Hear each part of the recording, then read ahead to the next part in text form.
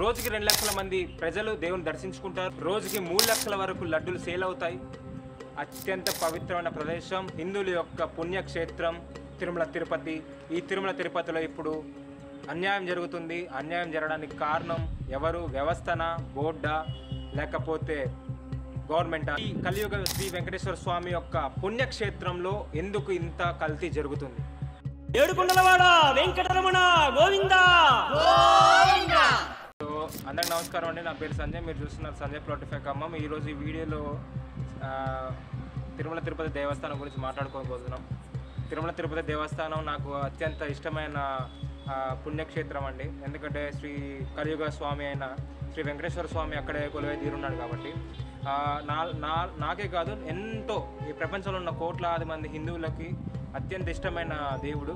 అటువంటి దేవుడు అంటే ఆ ప్రదేశంలో దొరికి అత్యంత పవిత్రమైన ప్రసాదం ఏదైతే ఉందో లడ్డూలో కల్తీ జరిగింది. ఆ లడ్డూలో ఏదైతే ఉందో నెయ్యిలో కల్తీ జరిగింది.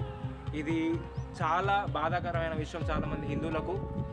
అలాగే చాలా వరకు చాలామంది మనోభావాలు దెబ్బతిన్నాయి. దీనికి కారణం వ్యవస్థనా, లేకపోతే గవర్నమెంటా, లేకపోతే ఇద్దరిది తప్పు ఉందా, పట్టించుకోవడం లేదా, నాకేం అర్థం కావడం లేదు. సో మీరు కనుక కొత్తగా వచ్చిన వాళ్ళైతే సబ్స్క్రైబ్ చేసుకోండి. ఈ వీడియోలో ఎటువంటి రియల్ ఎస్టేట్ సంబంధించింది కాదు. మీరు కనుక ఒక హిందువు అయితే ఈ వీడియోని సబ్స్క్రైబ్ చేసుకోండి, మ్యాక్సిమం షేర్ చేయండి.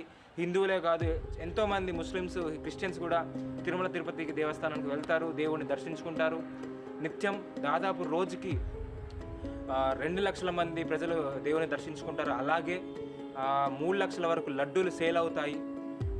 అంటే అత్యంత పవిత్రమైన లడ్డుగా భావించి ఇంటికి తీసుకెళ్ళి కళ్ళకు అద్దుకొని తినే అత్యంత పవిత్రమైన లడ్డుల్లో దాంట్లో కలిపే నెయ్యి అనే ఒక ఇంగ్రీడియంట్ ఏదైతే గీ ఉందో దాంట్లో ఫిష్ టాలో, పిగ్ టాలో, అలాగే యానిమల్ ఫ్యాట్, వెజిటేబుల్ ఆయిల్స్, ఇటువంటి పామ్ ఆయిల్, ఇటువంటి అంటే బాడీకి హార్మ్ చేసేవి. అలాగే ఏదైతే యానిమల్ అంటే మాంసకృతులు ఏదైతే ఉన్నాయో అందులో కలిపారు.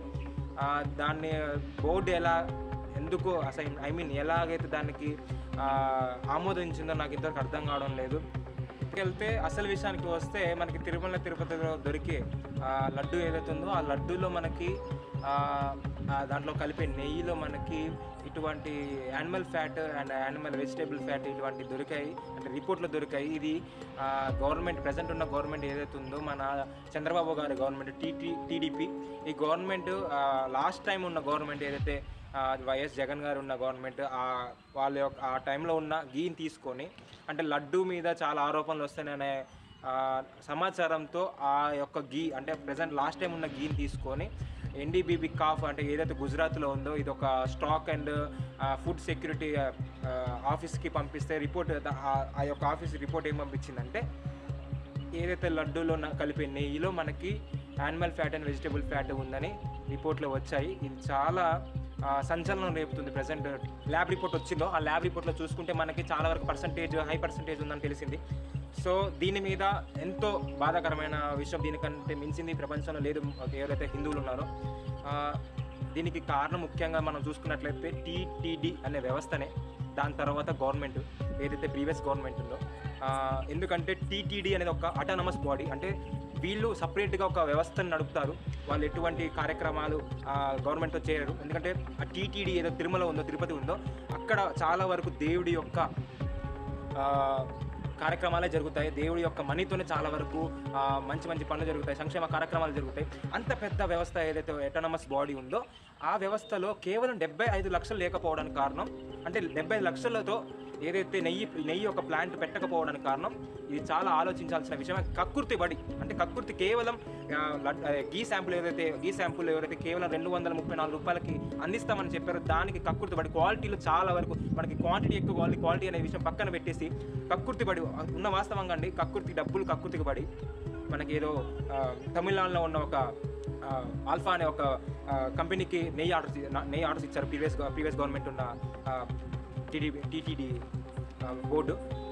దాన్ని మనం ఎంతవరకు చూసుకున్నట్లయితే చాలా దుర్మార్గమైన పని ఇది. ఎంతోమంది మనోభావాలు దెబ్బతిని, ముఖ్యంగా నాకు కలియుగ శ్రీ వెంకటేశ్వర స్వామిని చాలా ఇష్టం, నాలాగే ఎంతోమందికి ఇష్టం కాబట్టి దీన్ని ఇంతటితో వదలడానికి విషయం కాదు. ఇది చాలా వరకు సనాతన ధర్మానికి హిందువుల యొక్క మనోభావాలు చాలా వరకు దెబ్బతిన్నాయి. ప్రీవియస్ ఉన్న గవర్నమెంట్కి నేను ప్రశ్న వేస్తున్నా, దీని మీద రిపోర్ట్ ఇవ్వండి, సిబిఐ ఎంక్వైరీ చేపియండి.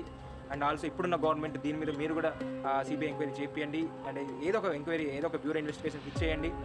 దీంట్లో తప్పు ఎవరిది, తప్పు తెలిసిన వాళ్ళకి చాలా కఠినమైన శిక్ష విధించండి. ఇటువంటి తప్పులు ఇంకొకసారి జరగకుండా చూడడానికి ప్రయత్నించండి అని నేను ఈ యొక్క వీడియోలో కోరుకుంటున్నాను. ఎందుకంటే టీటీడీ తిరుమల తిరుపతి దేవస్థానం అనేది ఒక మహోన్నతమైన వ్యవస్థ, చాలా వరకు ప్రజలు నమ్ముతున్న వ్యవస్థ. ఇటువంటి వ్యవస్థలో తప్పులు జరగడానికి వీల్లేదు. ఆ బోర్డు ఎవరైతే ఈఓ ఉన్నారో అండ్ ఆ బోర్డుని ఎవరైతే గవర్నమెంట్ ఇప్పుడున్న గవర్నమెంట్ చూస్తుందో మీరు చాలా జాగ్రత్తగా ఉండండి. ఎందుకంటే దేవుడు ఉన్నాడు, పైన కొండ మీద దేవుడు అన్నీ చూస్తున్నాడు, ఏడుకొండల స్వామి. ఎవరైతే తప్పు చేయాలనుకున్నారో ఇంకొకసారి తప్పు చేస్తే ఇప్పుడు విధించే శిక్ష అది గుర్తుకు రావాలి వాళ్ళకి. నైట్ మేర్ లా, అంటే కళలో కూడా ఆ శిక్ష వాళ్ళకి పడాలి, అంటే అంత గుర్తుకు రావాలి. సో ఇంతవరకు ఈ వీడియో చూసినందుకు చాలా థ్యాంక్ యూ అండి. నా పేరు సంజయ్ సమ్మెట, మీరు చూస్తున్నారు సంజయ్ 25 ఖమ్మం. కొత్తగా వచ్చిన వాళ్ళైతే సబ్స్క్రైబ్ చేసుకోండి. And I'm please saying that save Tirumala Tirupati. ఎందుకంటే కల్తీ అవుతుంది తిరుమల తిరుపతి అనేది. కల్తీ అవ్వడానికి వీల్లేదు. హిందువులు మీరందరూ మీ యొక్క రేస్ని, మీ వాయిస్ని రేస్ చేయండి.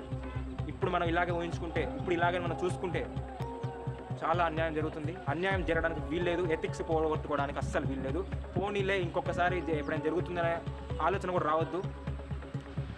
మీరు ఎంత గట్టిగా హిందువులు ఎవరైతే ఉన్నారో, 2 తెలుగు రాష్ట్రాలతో పాటు ప్రపంచ వ్యాప్తంగా ఉన్న తెలుగు రాష్ట్రాలు ఎవరైతే ఉన్నారో #సేవ్ తిరుమల తిరుపతి, #సేవ్ తిరుమల తిరుపతి అనే హ్యాష్ట్యాగ్ పట్టుకొని మీరు కామెంట్ చేయండి. అండ్ ఇంతవరకు చూసినందుకు థ్యాంక్ యూ అండి. అందరికీ నమస్కారం. నా పేరు సంజయ్.